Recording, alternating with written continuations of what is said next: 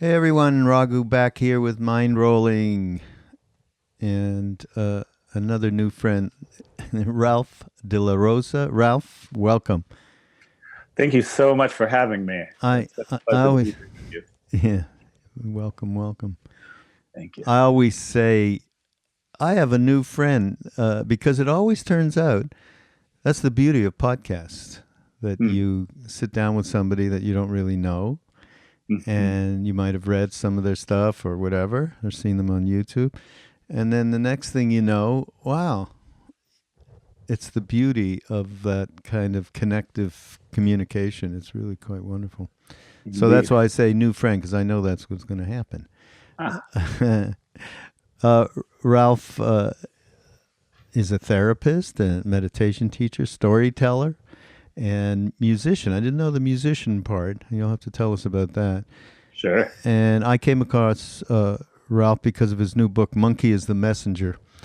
Now, I am very fond of a monkey. It's in a different context than the book, though, and it's a monkey called Hanuman from Mm, India, and that is actually our whole lineage. Ramdas and me and Krishnadas is a monkey.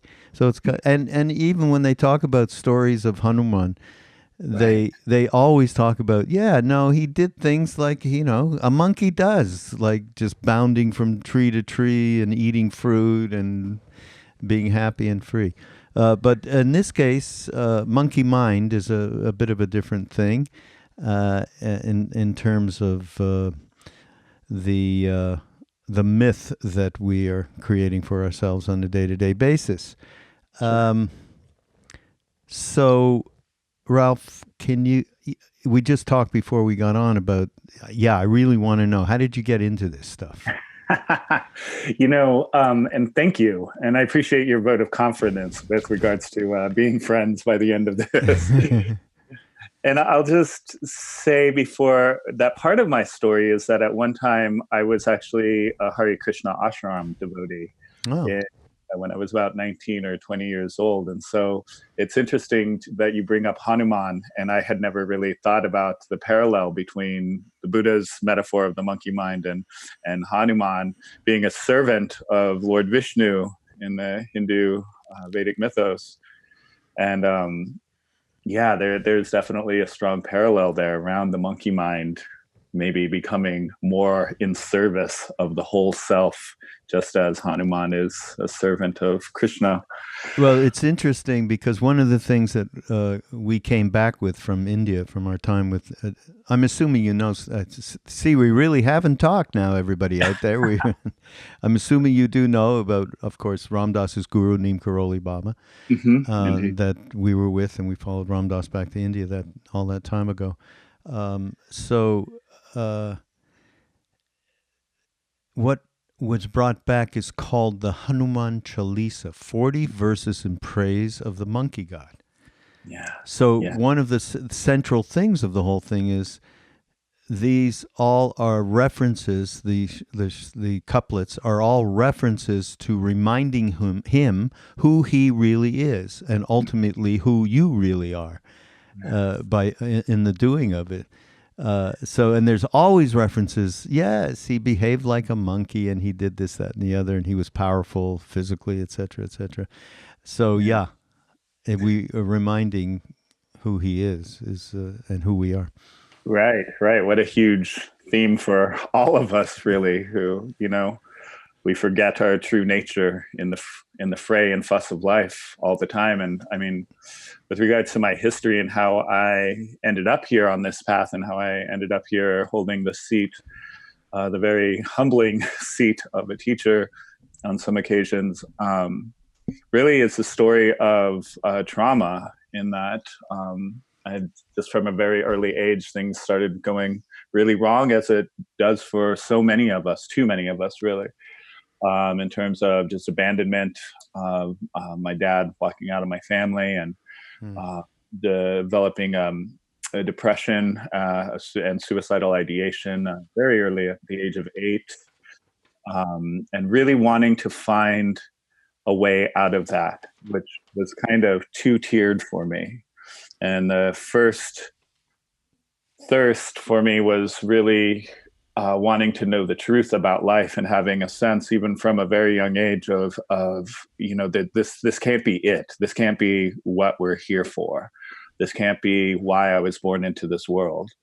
And being confused about that, and confused about why nobody seemed to have the answers, which led to the second tier, the second thirst, if you will, that depression gave me, which was to escape, to find a way out. If everybody's confused around me and I'm confused, then at least let's try to feel better. And so that's those two kind of poles really drove my journey, and in two distinct ways, but that actually had a lot of overlap. And some things happened in high school where I was assaulted a number of times and developed PTSD and worsened the depression and so on. And when I got out into the world as a young adult, very, very confused and very much kind of trying to outrun myself. And I found a spirituality that spoke to me, but I also found drugs simultaneously, and those also spoke to me in a different way. And then there came some experiences where I kind of tried to use spirituality very much like a drug, in an escapist manner, in what we now call spiritual bypassing. Right? But and I found the Vaishnavas, the Hare Krishnas, and I spent some time living in an ashram in Pacific Beach, California. Really? Yeah, that was a beautiful time. And actually, I should even mention that before that, came a whole phase with psychedelic usage. And the fateful night that I was at a party, a potluck of a friend of mine's, and he said, "Hey, have you ever read this book? It's the Tripper's Bible." And he held up "Be Here Now" by Ram Dass. And yeah, that's where it all kind of began for me in terms of the Tripper's Bible. I don't think I've heard that one. I love that. I got to write that down.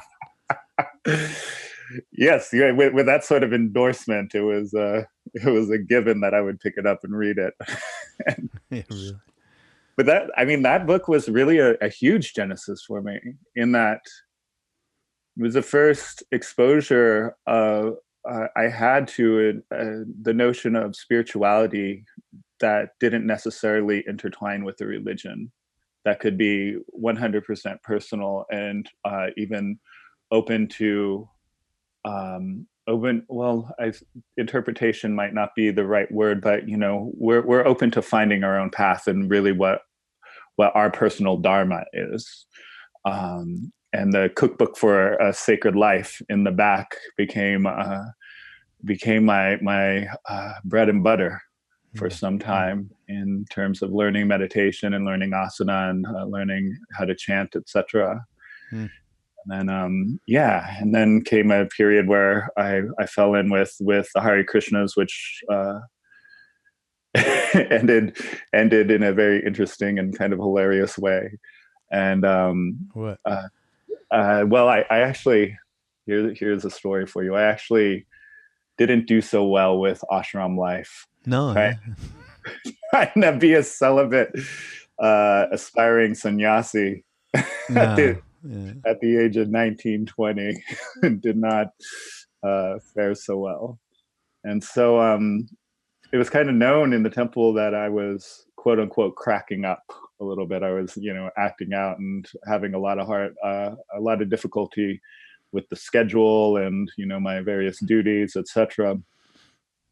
And I'll try to give you the quickest possible version of this story, but it's kind of amazing, actually, that one day my roommate in the ashram told me, Ralph, you got to be careful what you wish for when you're chanting the Lord's name, because Krishna he's the granter of the desires of all the devotees, and he'll give you what you're thinking about. He'll give you what you're asking for. So be careful, because you could be thinking about the wrong thing. And so I was so not down with the asceticism of temple life that one day we were in the shrine room and doing our 2.5 hours of japa rounds chanting Hare Krishna. And I thought, well, let me let Krishna know what I actually want. I want to get out of here. And I started dreaming of this life where I lived in a van, and I could be independent, and I wouldn't have to work that much, and I could stay connected to the temple and stay connected to seva, to doing service. And I could still have lots of time to do sadhana and spiritual practice. And Krishna, send me a van. This is the answer. Two days later, some new devotees were just suddenly in the ashram, about 8 of them, and I was told that they were traveling Sankirtan devotees. Their whole job was to go and sell literature and sell these books and to chant Hare Krishna in the streets, etc. Yeah. I thought, who are these guys? And they lived in vans. They lived in 4 of them, 2 a van. The van was their ashram, so to speak, and they traveled. They traveled following alternative concerts across the country to, do this work. And so I, within another 24 hours, well, it turned out serendipitously that one of their crew members had gotten sick and needed to see a doctor, which is why they stopped in San Diego.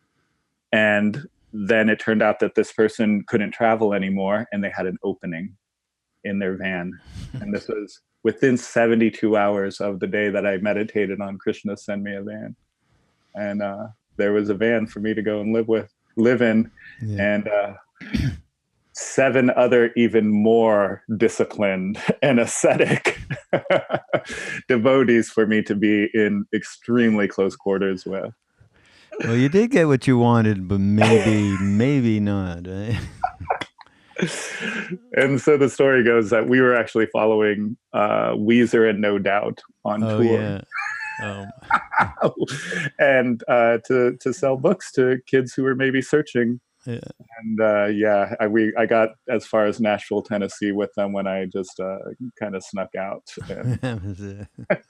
and called my dad, who lived in Oklahoma, who came and picked me up. And he said, "This isn't for me." Yeah. So from there, I followed Amma for a number of years, but really my depression worsened actually with the bhakti yoga thing, because bhakti, is the highest of the 8 limbs of the Ashtanga yoga path, and I didn't really have any of the lower limbs in place for myself. And Buddhism is really what ended up bringing that to me in a very real way, and really discovering the stripped down kind of Vipassana method of just body, breath, and mind, and you're stuck there with yourself. Just work it out, build a relationship with yourself. That actually ended up being the most transformative thing for me. I don't know how many times I've had said this on podcasts or in retreats, whatever, the exact same thing with almost the same words, Ralph. And then I would take it one further, that the steeping in, for us it was Vipassana, but certainly also we hung out with a lot of the Tibetans. That crossed into the bhakti yoga, the devotional yoga that was endemic to what we were doing with Neem Karoli Baba. He never said a word about anything, because he didn't teach, he didn't pontificate or anything. Right. He'd say, "Are you going to the course?" In English, he'd go. He didn't speak English, but in English, he'd go, "Course?" And yeah, we're going to go to we'll go to the course. What the hell is the course? The Vipassana course of Bodh Gaya. And anyhow, we got all of that and got that grounding. So the combination of those two things has been really, I would say, our signature, if you were to say, of what this lineage is. And that's why we do these retreats with Jack Kornfield and Sharon Salzberg and Joseph Goldstein and on. And that combination is extraordinarily important, and that kind of grounding for when you go into the deep parts of the heart that contain everything. Yeah. Everything, And yeah. Yeah, all the dark as well as all the light. Yeah. Yeah. Yeah. Yeah. So it's a so in the book, I love the way you put this. I love the way you put a lot of things, Ralph. Hmm. Thank Uh, you. Deep down, I was on a sophisticated mission to escape myself. Yeah. I love that. And this is, I guess, after many people are on sophisticated missions to escape themselves, even using the spiritual, as you said, spiritual bypassing. Mhm. But this is after you're with Amma, right? Yeah. Tell us Yeah. about that. Yeah. Well, you know, our nervous systems are very wise and want to keep us really from the darkness that is sometimes, in the heart, well, is universally in the heart, really, our wounds, our pain, shame, and fear. And we sense that unconsciously, that if we really did this path, we might open to that. And so it's this funny thing where the spiritual path and meditation is very vulnerable. And we might endeavor to open the heart, but then something in us can take us in a whole different direction, to as if to protect us. And I think that's what happened with me and Amma. Was I fell head over heels in love with this woman, and was not awake to the way in which I was still compensating for the way that my dad left my family, Mm-hmm. and how abandoned and lonely I felt at my core. And so I looked to her to fix that. And, and Amma knows that if anybody's ever been to see Amma, then that all she does is hug people, right? And Yeah, everybody, Amma is the known as the Hugging Saints, is a wonderful saint from South India that comes to America every year, and that she does. There's lines that go on all night. You get in line and to have darshan hug, basically. So yeah, yeah, so she's aware that we are all missing that in some way, that we all kind of have holes in our heart in some way. And so, I mean, I think that that's a huge impetus for her, and when the work that she does is to at least give us one moment of feeling radically accepted and you know saturated in love and unconditional love. And that is a beautiful and healing thing. And I think for me it also became a little bit of an addiction in that I just thought if I could you know get myself into an otherworldly transcendental state with bhakti yoga and just stay there, then I wouldn't have to deal with my actual life. And that caught up with me in a big way. yeah, you and everybody else out there. Jeez. Right. Yeah, Uh, but I got to have some beautiful times with her mm. in the meantime, and learned a lot, and got to travel across the country with her. And yeah, Wow, that's wonderful. yeah, I'm sure. I mean, the stories about Neem Karolai Baba are just amazing in terms of what went on around him and the kind of unexplainable phenomenon that Yeah. went down. Mm. And so, yeah, some very similar things with Amma at times. So, we should talk about the thought process, because yeah, he did a nice job here enumerating what we really go through on a moment to moment basis, and the thinking process and the narrative, as you put it, our relentless wounded narratives. Mm. Yeah, talk about that in terms of how you've gone through recognizing these narratives, recognizing the belief in our thoughts, and being able to find some leverage that allowed for a bit of a different perspective. Yeah, yeah, that's a really good question. You know, there's always a subtext to what we're thinking about. There's always a subtext that things are never what they appear to be at surface level.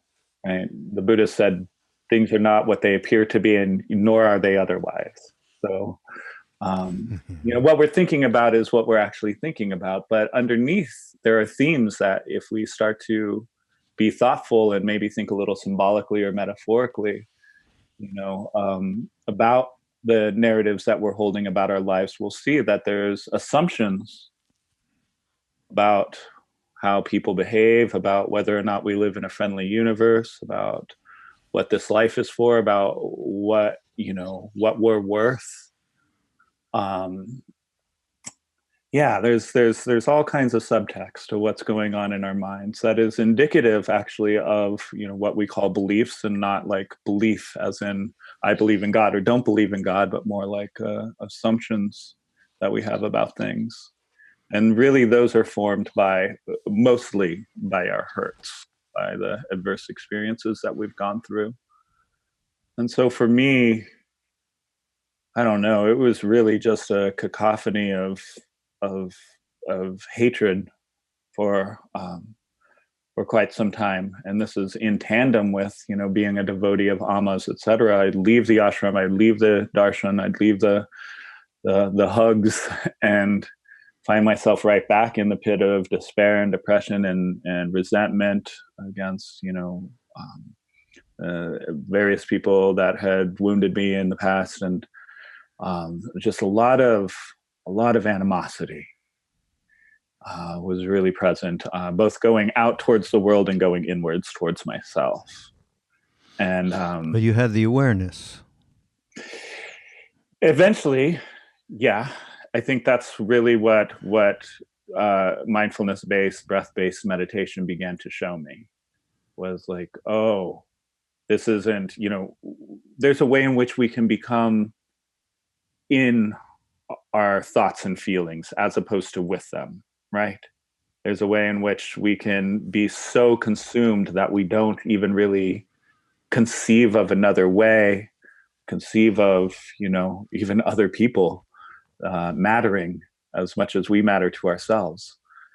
And so I was quite lost in that. And I think the first time that there started to be space between me and my experience was doing mindfulness-based Vipassana style meditation. It is a long way from Amma to Vipassana, though. A little bit. But the same core of, knowing that this can't be all there is.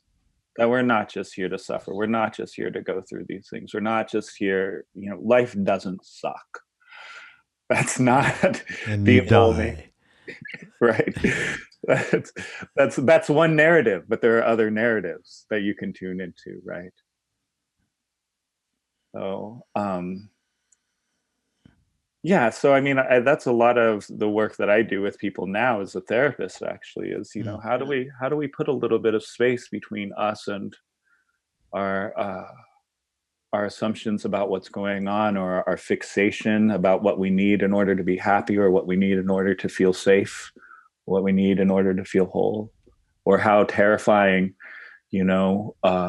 facing the wounds of the heart can be. Can we just put a little bit of space between ourselves and that sort of experience, and then we're not so lost in it. We start to have more options.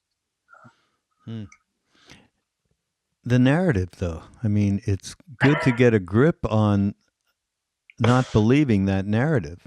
And I find that when anything comes up, as anything arises, of course, mindfulness is a great thing if practiced properly. There's a lot of kind of BS mindfulness that's going around, but more in the, shall I say, Joseph Goldstein, by the way. I've said this a billion times, everyone out there. You want to get into understanding mindfulness and being able to actually execute that in your life, get Joseph Goldstein's book, Mindfulness, period. That's all I got to say about it. Yeah, the real thing. Yeah. But once that true awareness coming from a place of, as Ram Dass called it, the witness. And it's the witness that's non-judgmental, that it is compassion. Mm-hmm. It's compassion, and compassion for yourself and for everybody else. But mostly, let's start with the for self, because that's where we really get into a narrative that is so self-destructive, as you just rattled off what happened to you. Same thing happened to me, Ralph. When I Mm. was when I was a teenager, what is this for? This is not possible. Yeah. This is not possible. Living this, these people are automatons, and from my parents to the family and the friends and the local and the whole thing. It wasn't until Bob Dylan actually saved my ass back then when I realized, okay, yeah, there is something out there. There is somebody out there that this isn't it. This is not it. Yeah. And then it led in a similar psychedelics, of course. I Mhm. say that, of course, because that's what everyone expects in late 60s, early 70s, but um, which is true. And we talk about, when you talk about drugs, I immediately dismissed, we're not talking about psychedelics, we're talking about addictive drugs, because then you said later, then psychedelics opened up a world, right? Yeah, well, psychedelics were actually, they opened up a world to spirituality in early adulthood. And then again, I got into the bhakti yoga thing, but with no feet on the earth, so to speak. And so there was a real vacillation between spirituality and then finding myself in the throes of depression and unrecognized trauma and all that came with that. And so really I uh, began using alcohol, cocaine, and eventually heroin to start dealing with that. Right, right. And there was a longish period of really trying to do a double life, showing up at the ashram, coming down off of speed, and things like that. That I really thought I was being clever, and Wow. and really was just in such a numb, reactive, uh, vacillating between a numb and reactive state, and Hmm. and yeah, life gets confusing. It Yeah, really, it yeah, really does. yeah, yeah. But Which is, more and more and more reason to do some kind of practice that does, at the very, very least, stop you chasing your thoughts, the chasing monkey mind, which is what this whole book is about. And I love. There's one thing you quote in here from Trungpa Rinpoche, another like favorite teacher of mine, mhm. uh, and he refers to the shit in your head as subconscious gossip. Yeah. I actually never heard him say that, but I love that subconscious. Everybody out there, just watch a little bit on a moment to moment basis. Like, take out just this. You're going to do this instead of go out and smoke a cigarette or chew gum or something. Hmm. Yeah, I'm just gonna like really be aware of all the different crazy ass thoughts that come up in my mind, and how my mind then it's like, okay, now we're talking to each other. The mind talks back and forth to another entity within the mind, and it Hmm. becomes this gossipy chatter kind of stuff. And it's like, and at one point you go, wow, that's incredible. Yeah. That's happening. What is that? Where does that? You know that. And how could there be one part of myself talking to another part of myself? And how could those two parts of me have two different opinions? Yeah, right. So, or or be at war with each other, even. yeah, or six different opinions. Oh Exactly. God. Exactly. Uh, Oh, and I mean, this is really what the book is about: is that that serves a function in our lives. That along with the various calamities that are inherent in this human existence, actually aren't, they can be very tragic, but it's not a tragedy that they exist in the first place, that there's something else going on here. And just like people, getting so fed up with that inner dialogue that is sometimes very tense and exhausting and leads to insomnia and all kinds of anxieties, and so they turn to meditation, right? um, just in that same way, all of the various cycles that we go through, what, you and I in our respective traditions know as samsara, right? Like the cyclical, repetitive nature of things, is really trying to drive us to ask those deeper questions that Bob Dylan helped you to ask when you were younger. Yeah. Yeah, no, absolutely. I want to read a little something. The inner life of each person is incredibly unique and complex. Each of us seems to be working with a common basic setup. Memory banks, inner dialogue, the propensity to construe meaning out of experience, spatial awareness, emotional intelligence, and motor functions are all examples of this. Our fundamental motivations seem to be universal. So, and understanding them will help us to get clear on why we are the way we are, so that we can do something about it, which is just what we've been talking about. And a lot of people are just getting an idea that there is a way to get beyond being so self-cherishing. That's a beautiful term from the Buddhist jargon, right? Mm-hmm. Just think of it, this self-cherishing, and that there is a way to do that. And these are the kinds of actions that everybody can take to actually break through that. Obviously, this happened for you. You're a good example. I mean, we all are good examples, but yours is a little extreme. Is it more extreme? Yeah, you're a little more extreme. You were living with Amma and then coming back stoned on speed. Okay, that's extreme. Yeah. I'll have to say that. That's pretty extreme. Yeah. Yeah. So what was that thing that just broke that for you? Hitting rock bottom, of course. That's the thing. That's the function. Is things got so repetitive and got spiraled. And there's that notion of samsara again. As we spiral, we go in a downward spiral until we hit a bottom. And I had to go away to residential substance abuse treatment for 6 months. But you had the thing to do that. Many, it was strong, right? Right. Yeah. Which is grace too. I mean, that to me is a whole other level. Indeed. I mean, I shouldn't have, but I had some people in my life that I was very fortunate that didn't give up on me. And it was in rehab that I really found the space to meditate, that I had an amazing therapist who really looked after me in a lot of ways that were above and beyond, and was introduced to Hatha yoga in a significant way. And really that was the trifecta that opened things up and led me to kind of the shores of sanity, if you will. But I'll just say this though, when it comes to that self-cherishing, right?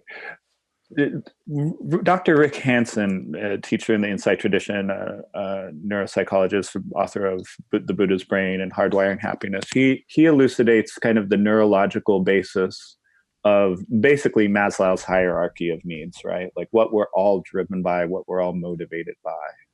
And that it really, from a brain perspective, comes down to safety, gratification, and belonging.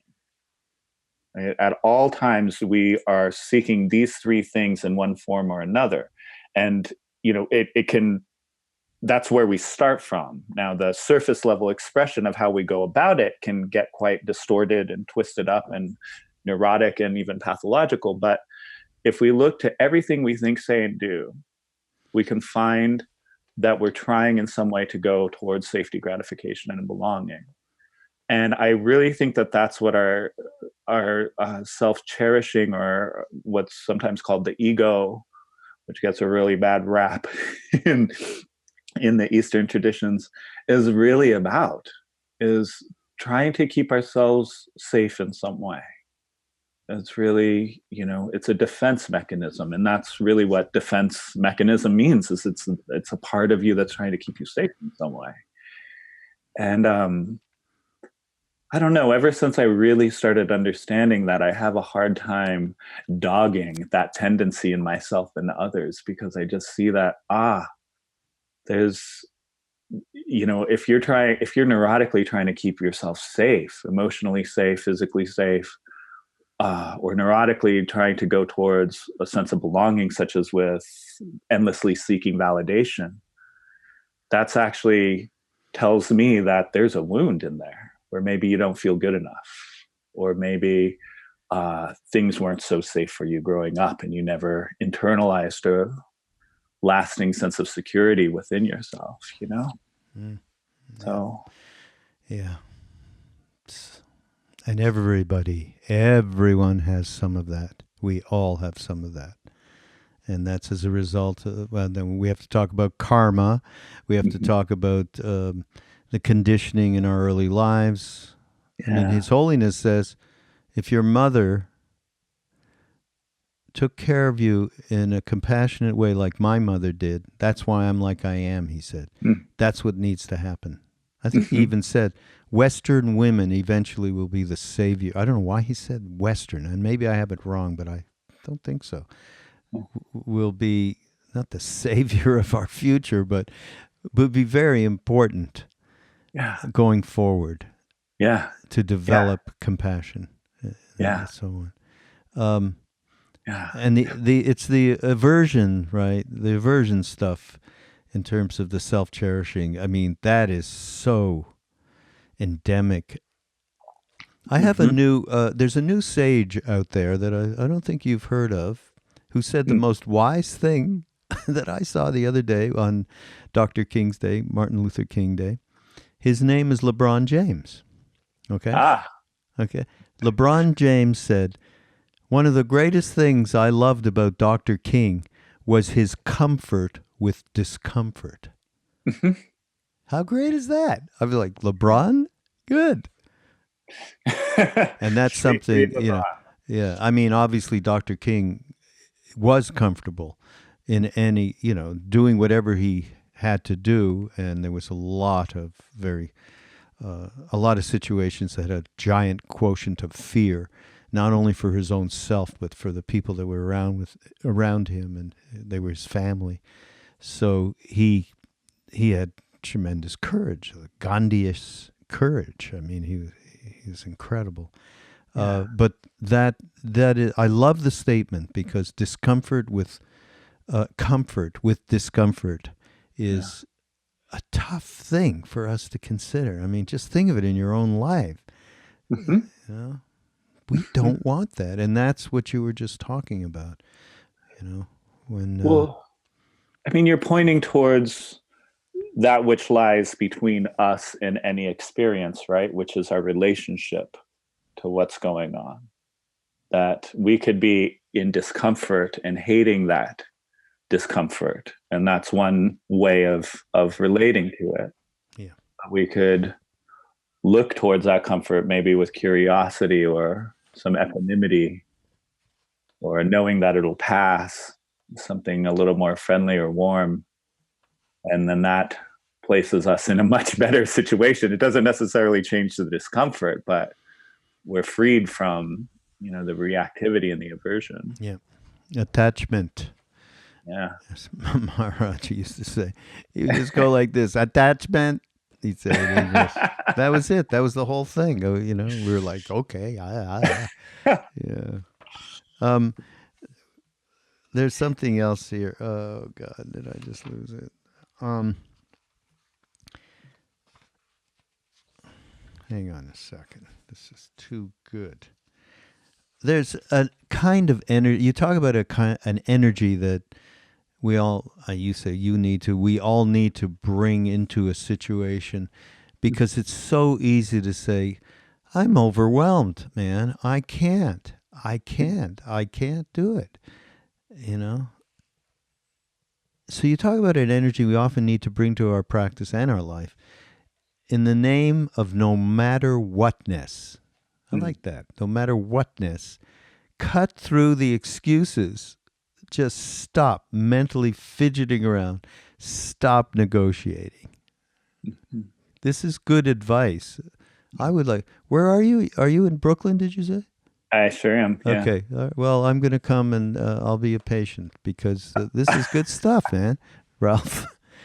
But I love that we could drop a sharp, heavy blade right through the resistance. That's tied up into courage to actually put one foot in front of the other, right? Yeah. Yeah, indeed.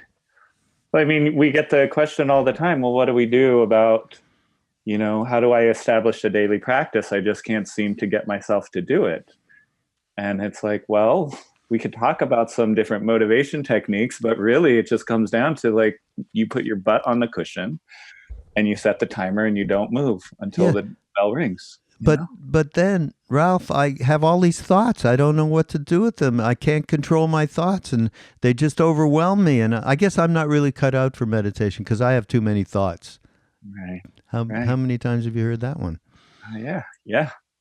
It's what That's a drives great us to story. meditation and away from meditation at the same time. Yeah. It's hilarious, actually. Yeah. But thankfully that's not an unworkable situation. Or I say to people, are you really serious? You really seriously believe? You're the only person who's ever told me that in my entire life, that you have too many thoughts, therefore you're probably not good for meditation. Right. Right. Maybe I should try Pilates instead. Hey, now I do Pilates. So I love Pilates. Yeah. Hey, so there's a great story here. Maybe you want to tell it before we have to get off. Sure. Diamond Dog. Yeah, this goes into. I love this. It's into this is to talk about stories we believe.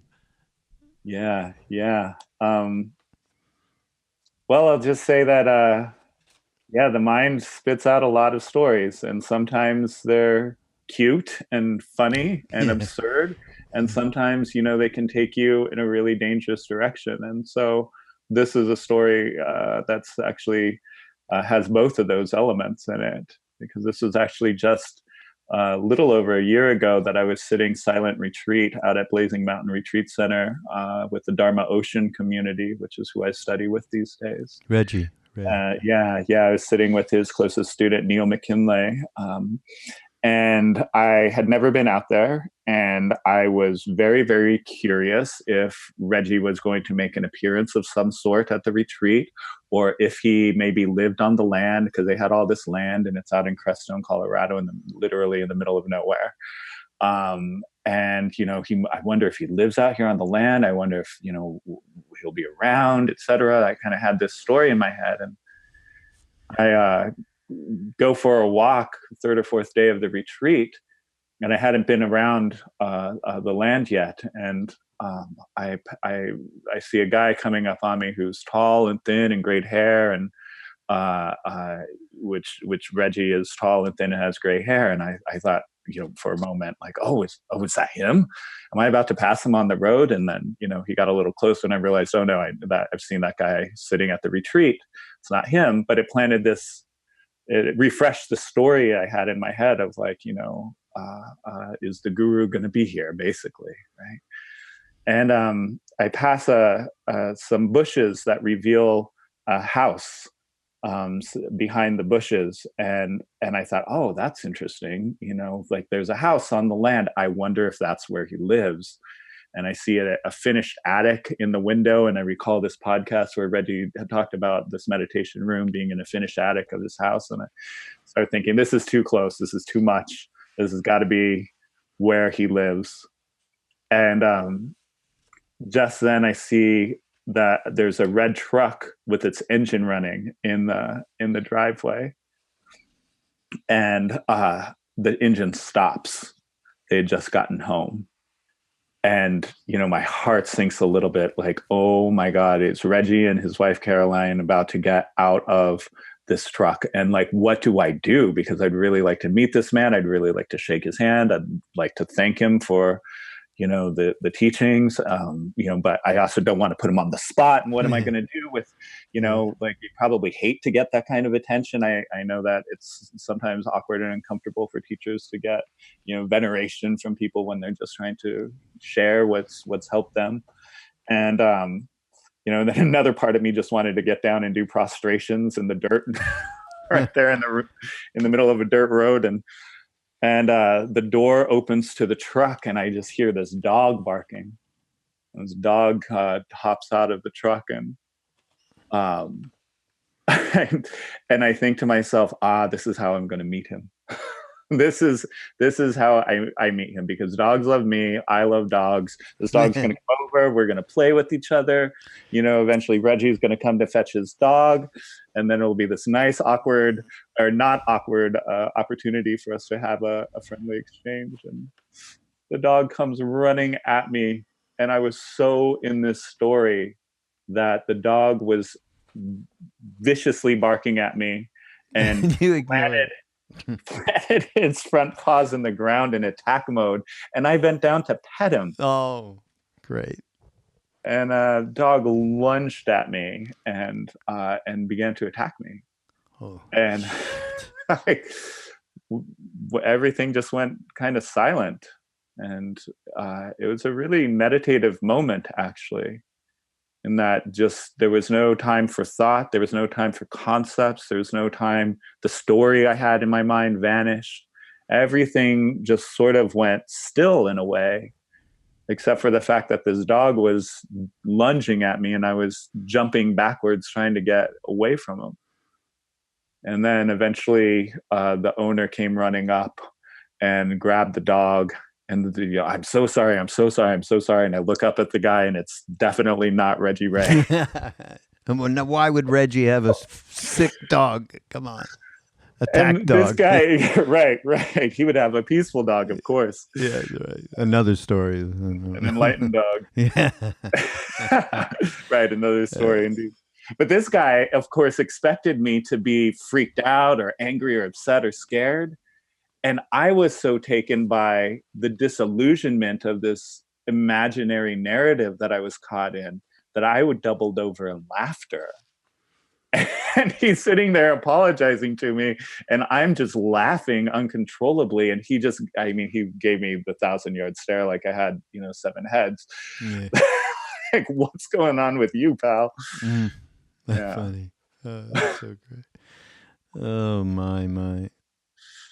So, the stories we tell ourselves. Yeah, really. Name of that. And one of your chapters in the book, the monkey is a mensch. I don't remember that. That's so great. The monkey's a mensch. But you're talking about the greatest story ever told, and I don't know if I mentioned it, but it's exactly some of the things that we've been talking about on different podcasts with different teachers, who many of whom you know well. And our thoughts tell a compelling story, the story of me.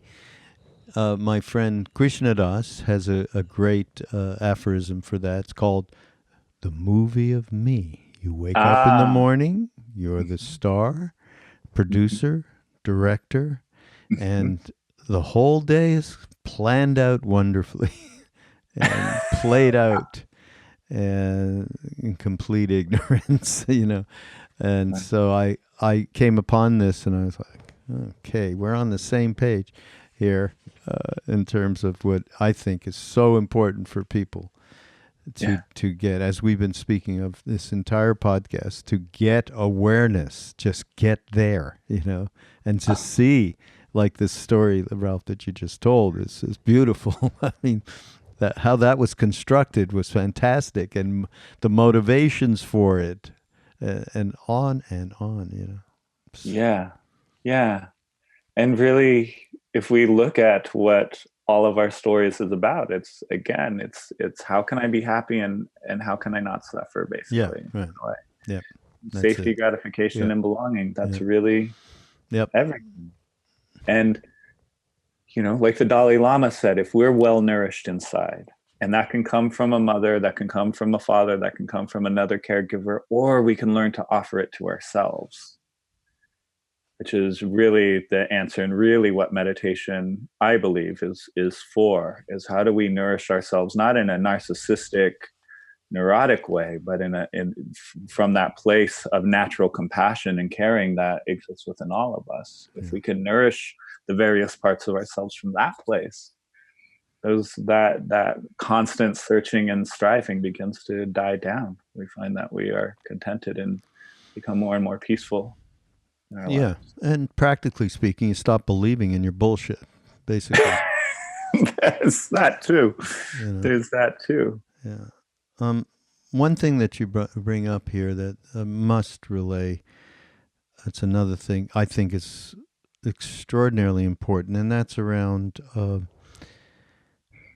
somebody, I can't remember who, Simone Weil, I think, the writer, said the greatest offering that you can make to another human is attention.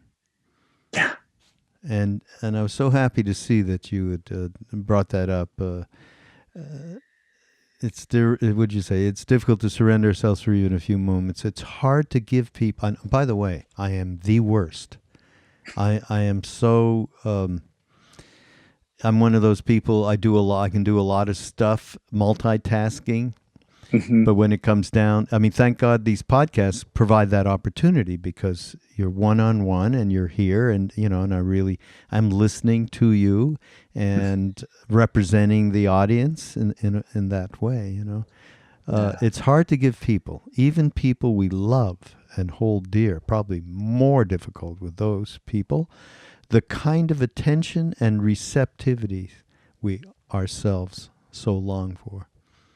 Yeah, talk about that for a sec, because to me that's endemic to any kind of compassion. Right, indeed. I mean, it's basic mindfulness, right? Is what Dan Siegel called an actively receptive state. How often do we actually listen without planning what you're going to say next, right? How often do we really take in another person? How often do we really set aside our own agendas to be there for somebody else, or to offer our time or resources to another person? And it's healing to receive that. It's what we all long for, and what it's so difficult to get, even from the people that we're intimate with sometimes, to just really be listened to and heard, and have somebody hold space for you. And it keeps me in business. Yeah. But it's one of the reasons why therapy is so powerful, as it is a space people can come to actually receive that. And if your therapist is any good, then they are able to set aside what they're going to say next, and just keep the space, so to speak, their mental space that they're projecting out into the room, open and receptive and non-judgmental. And yes, as you said, this is all the precursor to compassion and emotional warmth. Emotional intelligence as well. As my friend Danny wrote that great book years ago, Danny Goleman. Yeah. That's another book everybody definitely check out. I mean, that's like a grounding that everyone needs to have in their day-to-day lives. Emotional intelligence. Yeah. We don't understand our emotions, which are really what drive everything about us, right? If we're not feeling it, we're not doing it. If we are feeling it, we are doing it, right? But so often we don't understand what our emotions are, actually, where they're coming from, just their nature. They're such a powerful force. There's so many great things in this book, Ralph, and I've only mentioned a couple because of the nature of the old podcast. So I do encourage people. The Monkey is the Messenger, Ralph De La Rosa, and there'll be links up on the show notes page of BeHereNowNetwork.com/mindrolling, and also a way to get to you. You'll tell us, how can we get in touch with you? URL or something? Yeah, I'm all over the place, but RalphDelaRosa.com. Okay, perfect. Hub, and then Ralph De La Rosa on Instagram, on Twitter. And yeah, Facebook and etc. But yeah, that would be the easiest way, is just through the website. Good. I just have to, another Chogyam Trungpa Rinpoche. You have one quote in here towards the end of the book, which has that chapter, working with the inner critic and other considerably harsh inner voices. Mm-hmm. And people, we all vouch for meditation as being a leverage, right, to really transform our belief and our thoughts and our stories and our movie of me, as we were just talking about. And listen to Trungpa, though. This is beautiful. You put this in there, Ralph. Meditation is not a matter of trying to achieve ecstasy, spiritual bliss, or tranquility, nor is it attempting to be a better person.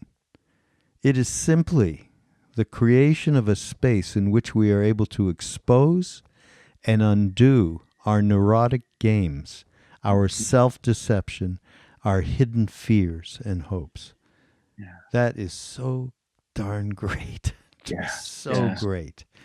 Yeah. Oh. Yeah, he said a lot of good things. He certainly did. We used to go... Very mysterious man. Yeah. We used to go, Ramdas, we had a family place, farm in the Quebec hinterland, right near the border of Vermont, and one of the first established retreat places that Trungpa had was called Tail of the Tiger. It's now called something else, but I can't remember of it. Dharma-trolling. Yeah, karma-trolling, yeah. Karma-trolling, yeah. And anyhow, we used to go down there, and he'd hang out. He was highly unusual. Okay, he was not like your normal guru at all. Okay, but he would give talks, and we'd go in, and he'd make fun of us, primarily Ramdas, calling, "Yeah, here's the love and light people are back." He well knew our whole lineage with Nimgaroli Baba, and he respected and all that. But another being in which I would say cannot more highly recommend his Meditation in Action. Go there. It's just extraordinary. But this book is great, and it really it feels like it connects to us, and I especially think of next generation people in a way that is so practical and real because of your experience. So this is, thanks for doing this, man. Yeah. I'm glad you got so much from the book, and thank you for having me on. It's been a pleasure, for sure. Yeah, absolutely.